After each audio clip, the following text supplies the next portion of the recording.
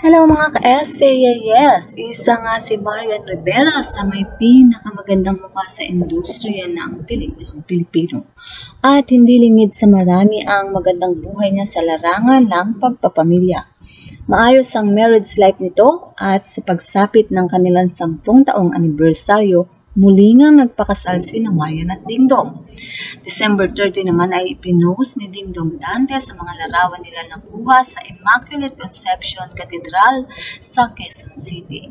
Doon nga naganap ang kanilang renewal of vows. Kasama ni Dingdong Dantes at Marian Rivera ang kanilang mga anak na Zizia at Sixto.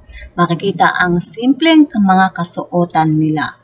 Sa mga larawan, makikita naman ang saya ni Marian Rivera nang ipinost niya ito sa kanyang Instagram account. Damang-dama ni Marian ang pagmamahal sa kanya ng kanyang asawa sa pamamagitan nga ng kanilang renewal of vows. Makikita rin na naiiyak nga itong si Marian.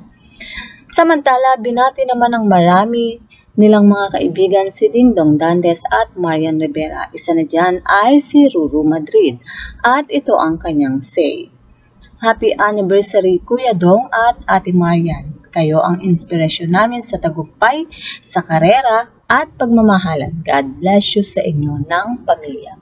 At syempre may say din dito si Rojon Cruz. At say nito, happy anniversary Kuya at Dong Dantes at Ate Marian Rivera. God bless you both always. Ilan lang yan sa mga kasamahan ni Dingdong Dantes at Marian Rivera sa industriya na bumati nga sa kanila sa kanilang renewal of vows. Sa mga ka-SAYS, yan nga po ang ating balitaan.